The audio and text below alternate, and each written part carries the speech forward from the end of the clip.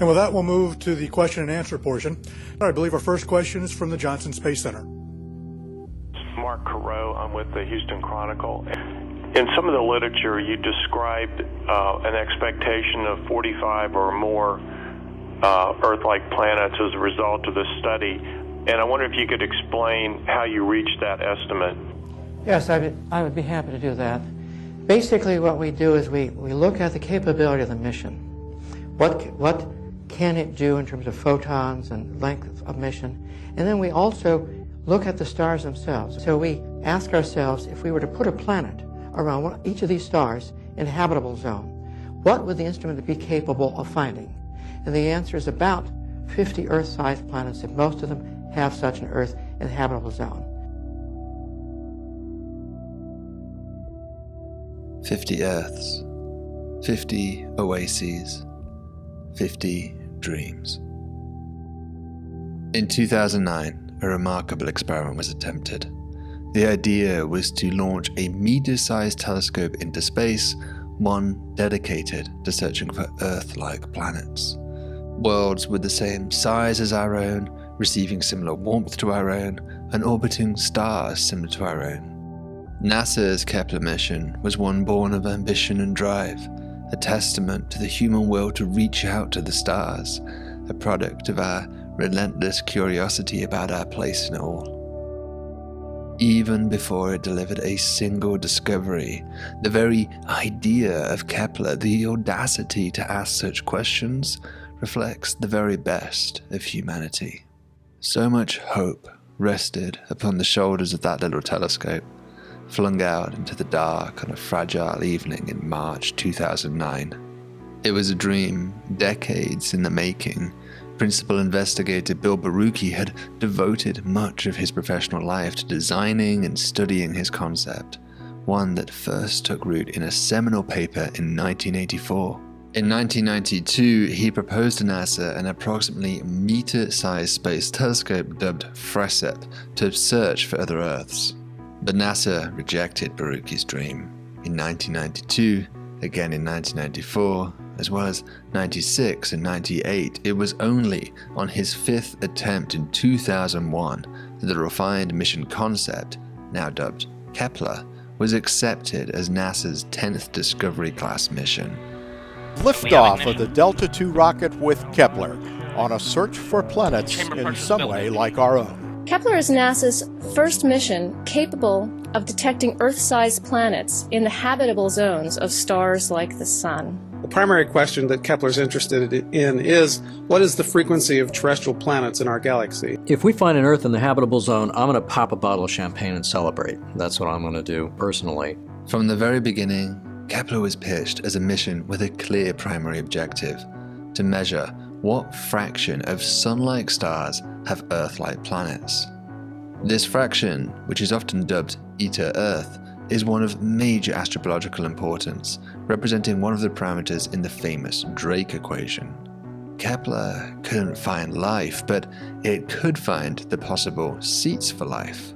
But it's crucial to understand that Kepler's quest for Eta Earth was never purely an act of scientific altruism, knowledge for its own sake. Its import extended far beyond mere intellectual curiosity and had direct engineering ramifications for future missions. You see, Kepler's results would set the stage for future space telescopes that might one day go on to look for signs of life around such worlds. For Kepler was always conceived as a stepping stone, a rung in a ladder of NASA missions that might one day go on to result in the detection of life elsewhere, each generation contributing a piece to the puzzle. Successor missions to Kepler are in the early planning stage right now. Concepts like LUVOIR and HabEx aim to block out the glaring light of stars with sophisticated suppression technologies in order to one day photograph those distant pale blue dots. The capabilities of these missions are strongly constrained by their physical size. The bigger the telescope, the further out into space they can peer, capturing ever more stars, ever more Earths. Of course, large space-based telescopes are incredibly expensive. For example, the recent James Webb Space Telescope clocks in at approximately $10 billion. Now, science teams are fully aware that astronomers will not be given infinite funds to look for alien life, and so we have to limit the size of our telescopes to realistic budgetary constraints. For example, with LUVOIR, the team proposed 2 variants depending on budget constraints. First, there was the 15-meter class high-end concept, and then a more modest, scaled-down 8-meter version. This roughly halving in size leads to an approximately halving of the number of stars that could be surveyed at the sensitivity needed to detect Earth analogs. So in this way, Kepler's results would directly impact the design of these future space missions. For example, imagine that nearly every Sun-like star has an Earth-like planet around it. If so, we would only need to build a fairly modest-sized telescope, one capable of surveying out to about 10 light years or so. If, on the other hand, it turns out that Earths are incredibly rare, that means that the nearest Earth would be correspondingly much further out, perhaps hundreds of light years, thus requiring a much larger, more expensive telescope to one day take a photograph of it. And right back, in the very first pre-launch Kepler press briefing, Professor Deborah Fischer clearly articulated just how important Kepler was when it came to the design of these future space missions. Deborah? Okay, well, this is my chance to say that I see Kepler as a component of a whole continuum of missions, right? The radial velocities took the very first step and showed us that planets even existed around other stars. Kepler, by virtue of the statistics that it finds, is going to tell us how frequent the occurrence of Earth-sized, Earth-mass planets are, and then that's going to tell us what the next step should be. So I think from Kepler itself, no, we don't get that information about whether or not there's life there, what the atmosphere is like, or anything else. The goal, right, the 15-year, 20-year vision of astronomers, and I would bet of NASA, is to someday take a picture of a pale blue dot orbiting a nearby star. But there's no question that this is going to be a key driver, right? The frequency of Earths that are found by Kepler are a key driving point for NASA missions to ultimately do exactly what you're asking about, to find out whether there's life or signatures of life on other planets.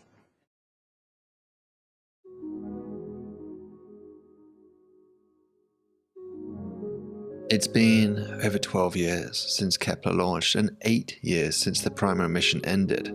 By dozens of metrics, the mission has been an extraordinary success. It would be an understatement to say that exoplanetary science has been transformed by its results, revealing thousands of new worlds, new types of planets, a detailed understanding of their demographics and properties, and unprecedented insights into the stars they orbit. You know, much of my early career was built upon the shoulders of Kepler data, as were many of my colleagues. Kepler trained an entire generation of exoplanet astronomers. In so many different ways, it was an extraordinary success, and I can only express my gratitude to Baruki and his team for enabling his magnificent vision. And yet, as astronomers look to the future, to these life-seeking missions, we have to revisit Kepler's original goal to detect and count other Earths. From the very outset, there was a sense of optimism about the mission. As highlighted at the beginning of the video, Bill Baruki estimated that Kepler could find around 50 Earth analogs. I suspect that when NASA saw that number in the original proposal, it gave them some comfort. After all, even if Baruki was wrong by a factor of 10, that would still ensure many detections.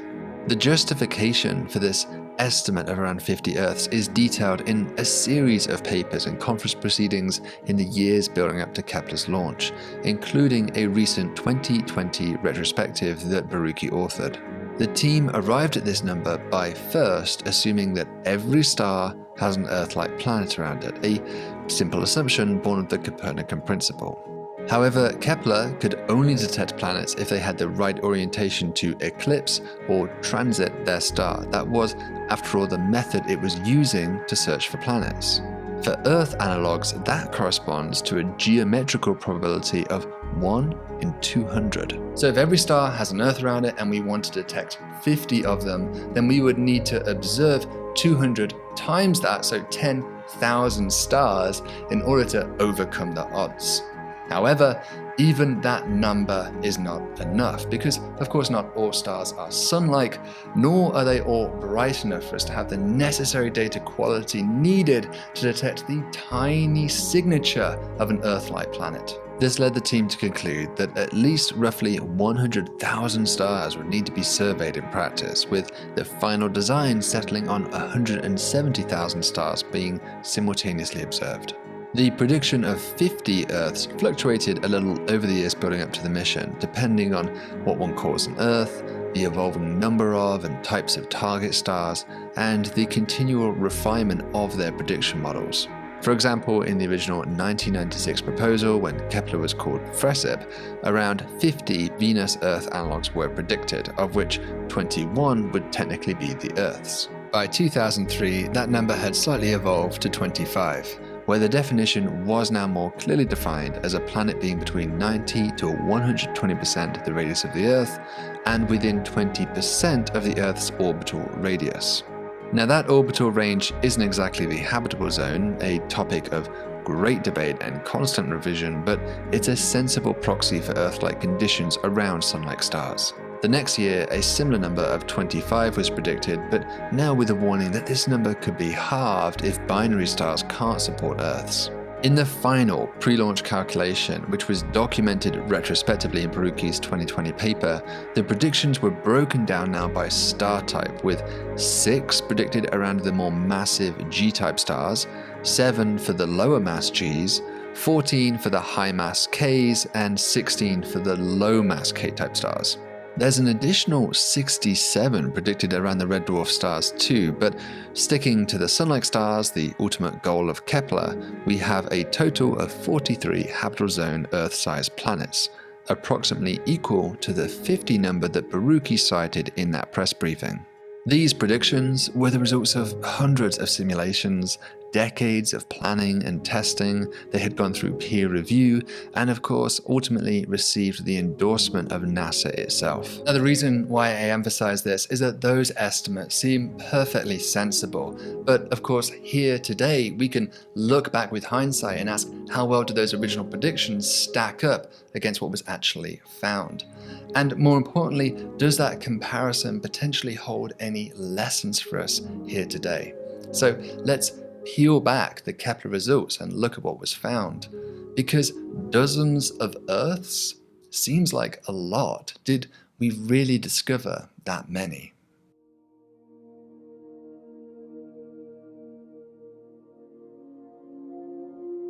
So what did Kepler find? The easiest way to look at Kepler's results is to head over to the NASA Exoplanet Archive, linked to down in the description. It's a wonderful service that provides an interactive catalogue regularly updated by NASA staff and serves as the canonical database for astronomers. Let's begin by removing any planetary candidates that have already been flagged as a false positive. Those are known to be bogus signals. This gives us a list of 4,724 viable planetary candidates. Now remember that Kepler's goal was to survey Earths around sun-like stars, so let's filter the catalogue down to stars with surface temperatures consistent with that of G and K-type stars. That leaves us with 2,913 objects. Now Baruchi defined an Earth as being between 0.9 and 1.2 times our planet's size, so applying that filter dramatically cuts things down to just 333 objects. But most of these are too close to their star to be habitable. Baruchi considered an Earth analog to be a planet with an orbital radius within 20% that of our own, which would mean that the planet receives between 70% and 156% the flux from their star that we do. Applying that as a further cut, we're left with just 3 planetary candidates. KOIs 549901, 717901, and 723501. Alright, it's not the 43 that we were promised, but 3 temperate Earth-sized planets around sun-like stars would still be incredibly exciting. However, all three of these remain unconfirmed at this time, and as far as I can tell, there exists very little published research about these objects specifically. So let's do some real-time science right here and take a closer look at these objects, starting with KY 7235.01. In this case, there actually is a literature reference by a colleague of mine, Guillermo Torres, who has been one of the architects behind the Kepler team's work to validate their planets. In his 2017 paper, there is a brief mention that Torres will not consider 7235 in his paper because it is a known false alarm. The candidate has an orbital period of 300 days, and so it undergoes just 4 transits during the entire Kepler mission. Looking at these 4 transits, we can perhaps see why it was flagged as a false alarm. The first transit looks pretty good, but then the next one 300 days later is apparently missing, perhaps falling inside this data gap. The third one looks reasonable again given the noise, but then the 4th transit doesn't show up as expected. A simple explanation to this is that the period is in fact not 300 days at all, but rather twice that, 600 days. With that doubling, to my eye at least, the transits now look sensible again, and so we could perhaps argue that it should be rescued. However, by doubling the orbital period like this, we end up pushing the planet into a wider orbit around its star, so much so that the amount of heat received from its star would drop by a factor of 2.5. That decidedly pushes the planet out of Baruchi's Earth proxy zone and leaves us now with just 2 candidates, KOIs 549901 and 717901. Both of these are challenging signals to work with, right at the hairy edge of detectability. They're listed as having signal-to-noise ratios of 7.6 and 8.2 respectively. Now, that might sound like a lot, but in Baruchi's original estimates, he predicted that a planet would have to pass a threshold of 7 in order to have a 50% chance of being detected. So, on that basis, these objects actually just creep through the door. Yet more, the 3 transits of KY 717901 produce a strange-looking transit shape when added together, raising some suspicion about its reality. Going further, astronomers Chris Burke and Fergal Mullally have both led recent papers that argue that long-period, low signal-to-noise transits just like these are often being erroneously claimed to be high-confidence planets. They show that these kind of signals can easily be caused by instrumental effects happening on board the spacecraft itself, such as electronic noise or thermal effects. In what surely must have been a hotly discussed paper within the Kepler consortium, they showed that 2 of Kepler's most prized validated discoveries,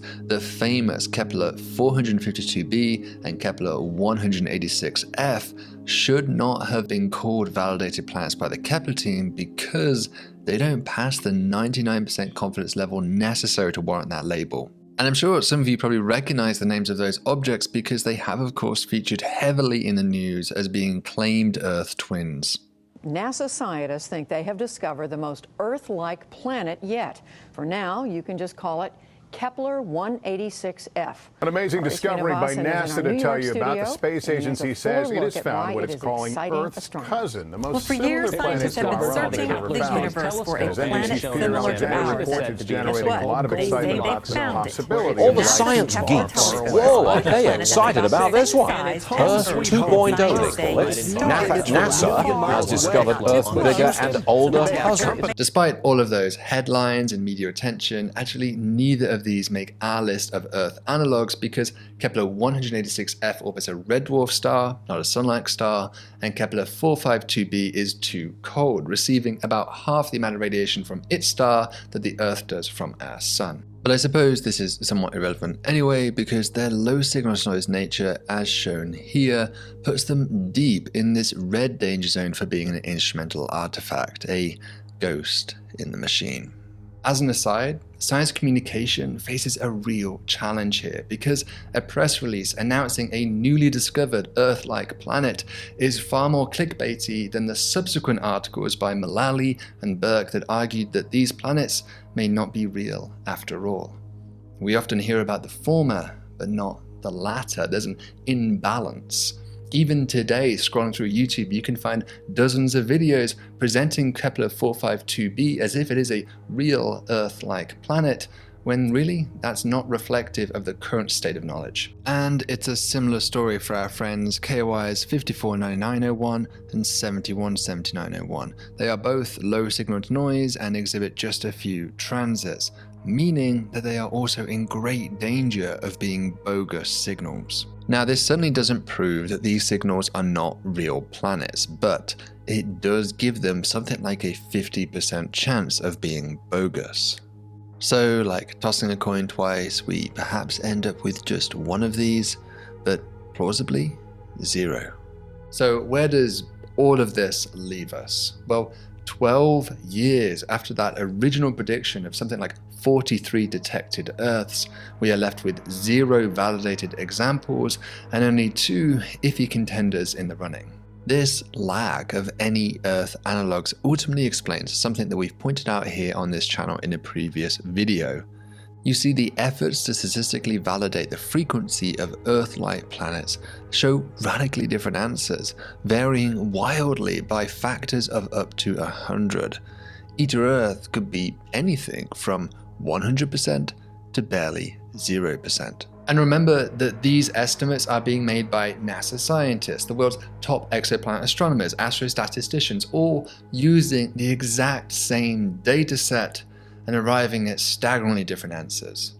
Now, when it comes to closer in planets, the agreement is really strong, but for Earths, the fact that Kepler doesn't have any confirmed detections means that all of these Eta Earth calculations are forced to make extrapolations about the planet trends, which are inevitably highly sensitive to the assumptions that go in.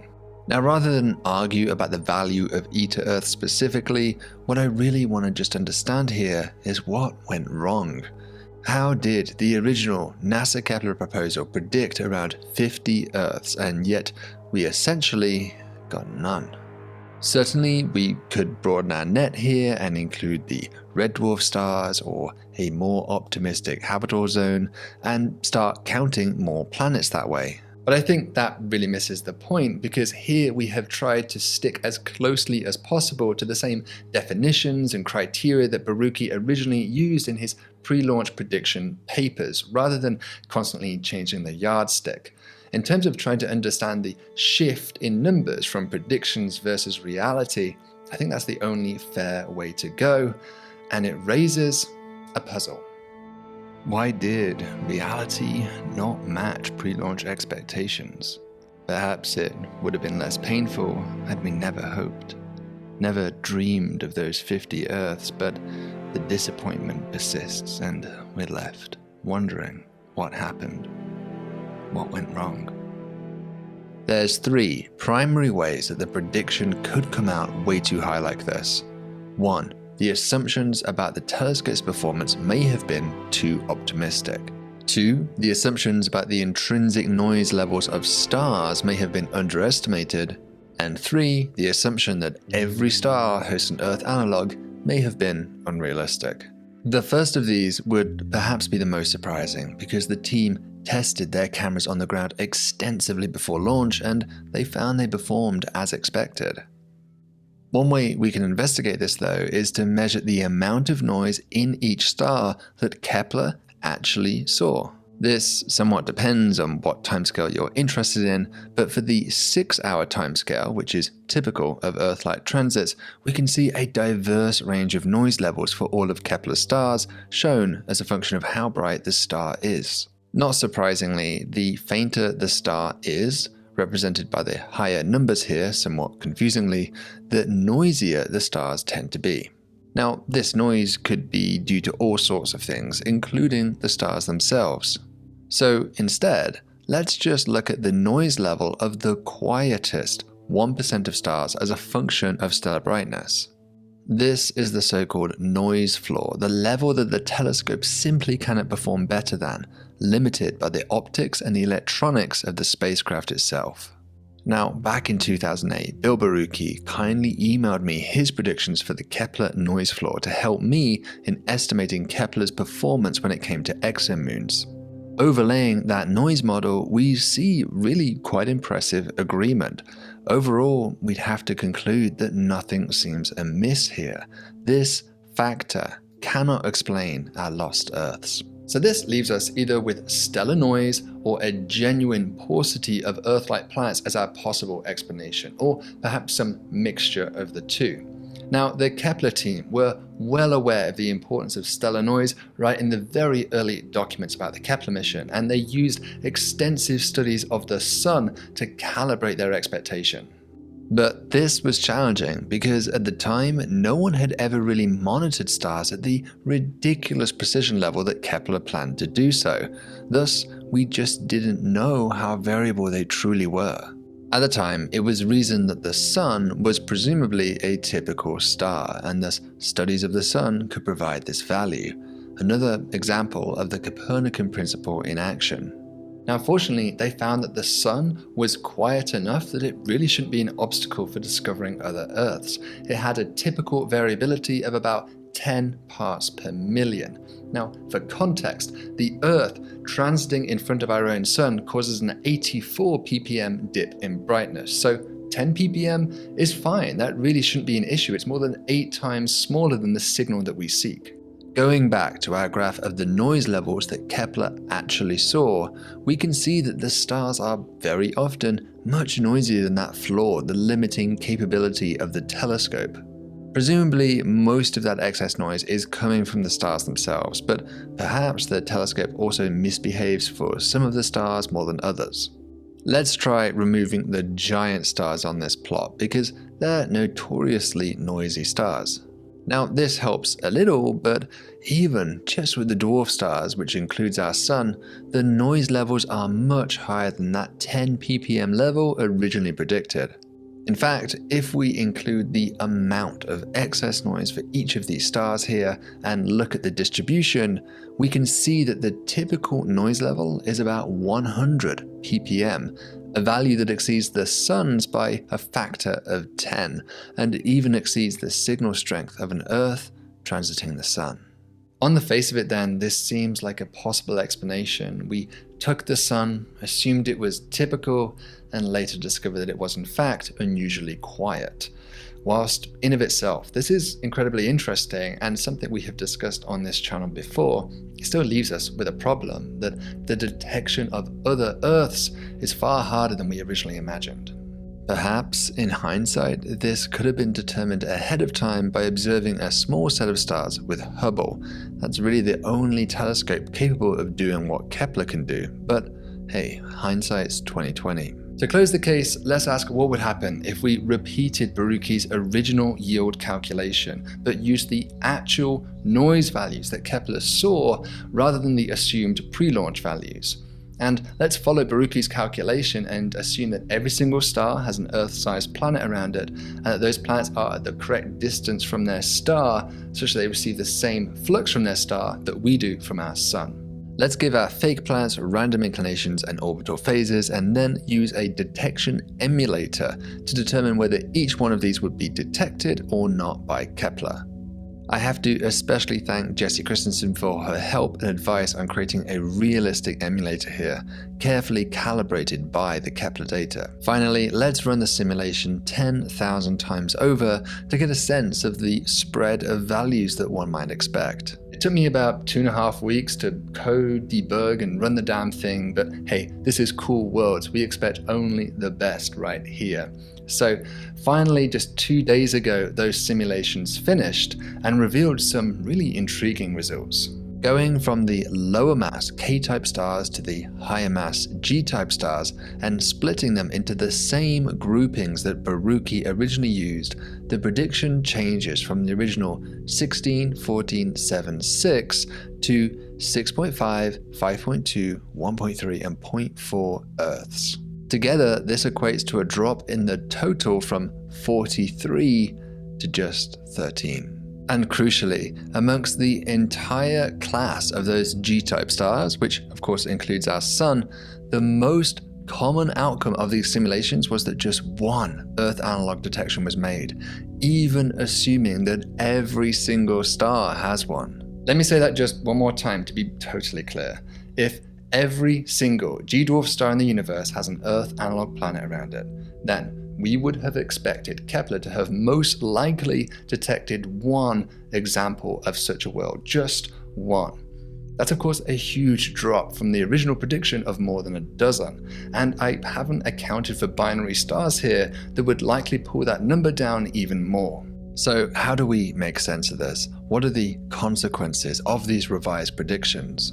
Well, of course, to some degree, this is going to depend on how much we believe the reality of those two candidate Earths, KOIs 549901 and 717901, which orbit a K and G-type star respectively. But I think the most important thing here is that regardless as to the reality of those two objects, the simple fact that we predict so few detections, even in the scenario of ubiquitous Earths, means that the Kepler data is, unfortunately, just not as constraining as was originally hoped during the conception of the mission. In the case of the G-dwarfs, the fact that we expect just one detection when all stars have Earth analogs means that the data really don't constrain E to Earth, whether KOI 717901 is real or not.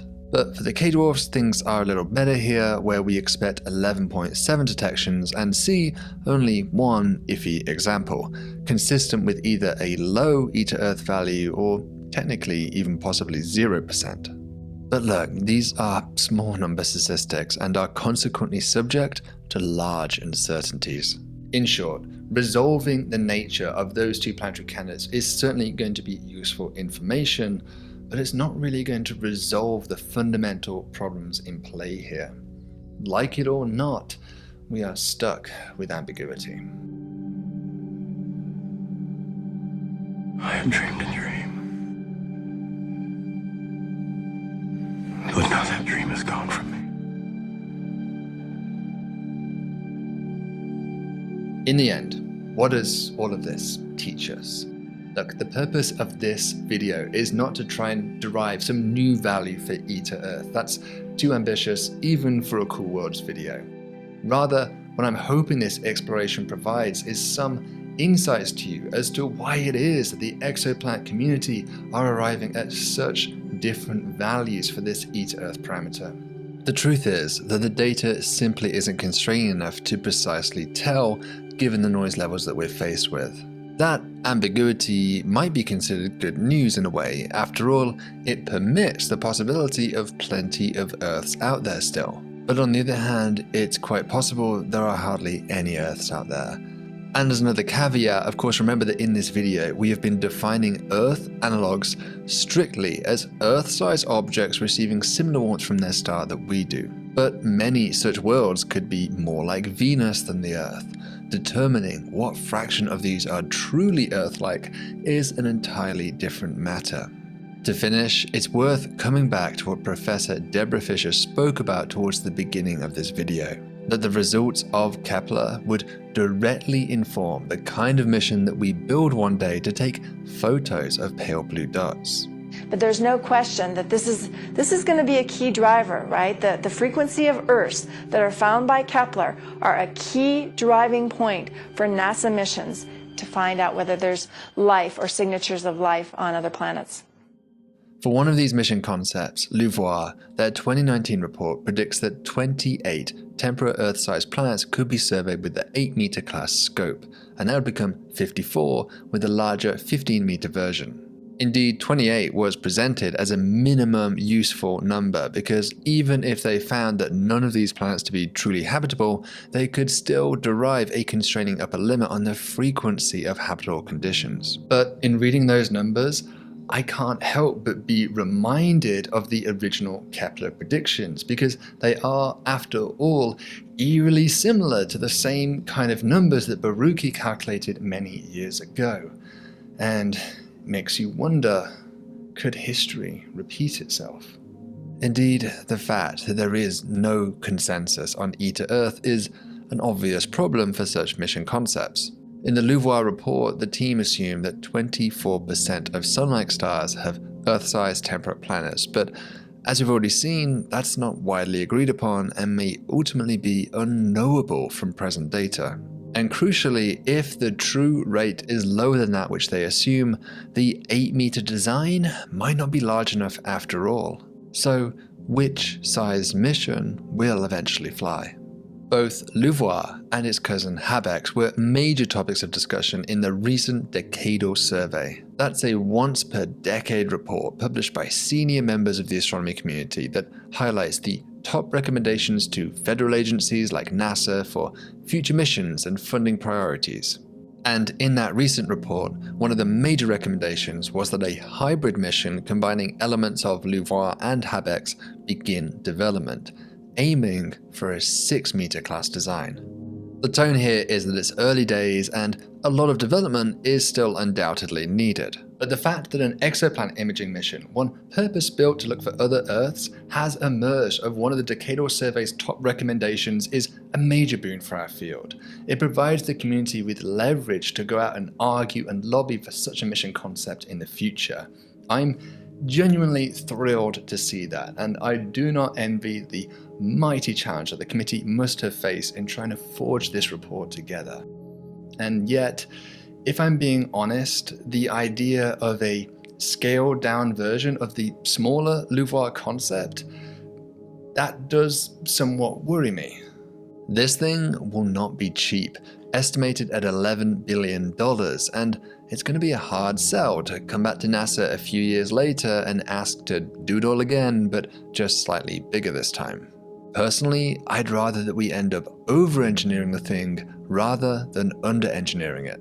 On the other hand, the 8-meter version is estimated to cost up to $18 billion, and the 15-meter version more like $24 billion. Now, these costs are so high that it's very difficult to see how NASA could ever afford them given their current budget. And so in that light, how can the Decadal Survey possibly recommend a mission that they know NASA cannot afford? And together, this leaves us in a precarious situation.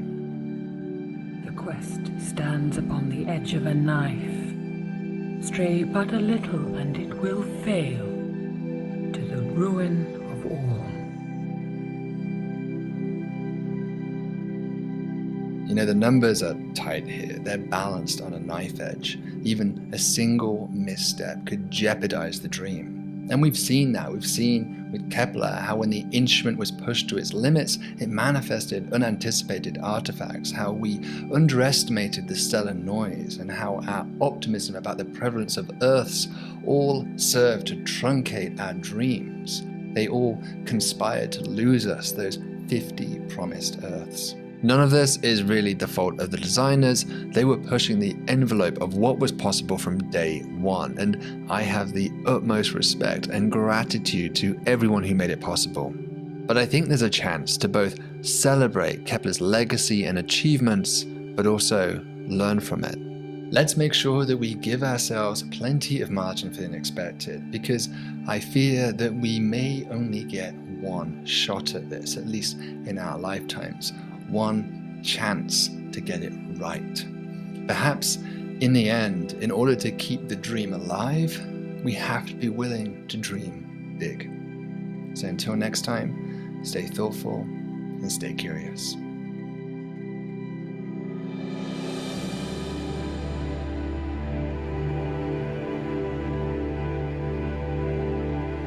Thank you so much for watching, everybody. These videos are a huge labor of love for me and are enabled thanks to the support of our donors, like our latest donor, Gary Canterbury. Thank you so much for helping us out, Gary.